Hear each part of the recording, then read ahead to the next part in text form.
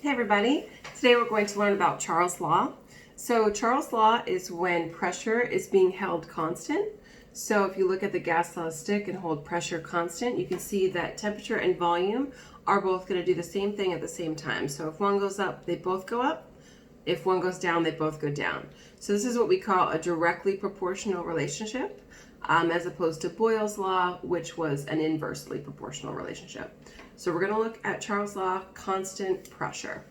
So you're going to need the gas laws sheet.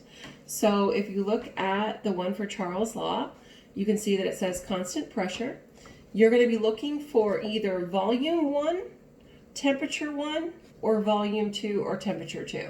So depending on which one, you will find the missing variable on the practice problems. So one thing that is very important about Charles' law, temperature has to be in Kelvin. So Kelvin temperature is the standard temperature for ideal gas laws, and it's a very easy conversion.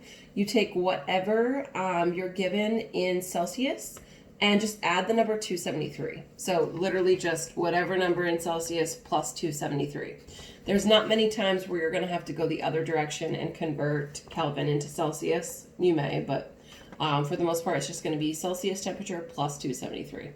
So if you see any Celsius temperatures, you can't use those. You've got to use the Kelvin temperature. So that may be something that you work on first. So let's identify some of the variables here in the Charles' law practice problems.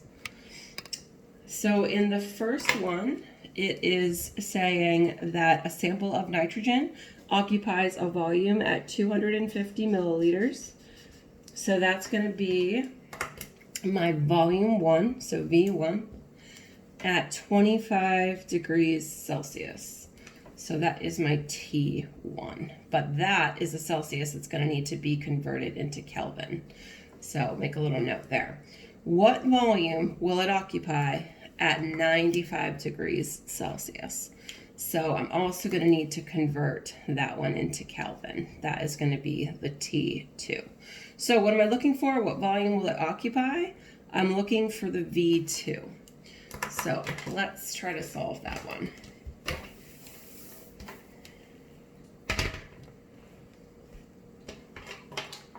So I'm looking for V2 on my equation sheet. I'm going to find the equation for V2. It's going to be this one here. So V2 equals V1 times T2 divided by T1. So that's the equation I'm going to use. Now the first thing I need to do is convert the Celsius temperature into Kelvin. So T1 was the 25 degrees Celsius. So I just need to plus 273. And then that's going to equal 298. And it's just a K, it's not a degrees K. So there's my T1. T2 is the 95 degrees Celsius. I need to add 273, and that's going to give me 368 Kelvin. I already did this on my calculator, so I can be quicker. So then I just need to plug those numbers in. V2 is going to equal V1. So V1 from the problem was the 250 milliliters times T2, which is the 368 Kelvin, divided by T1, which is 298 Kelvin. So multiply 250 times 368, and then equals, and then divided by 298, and you're going to get an answer of V2 equals 308.7, and that's in milliliters.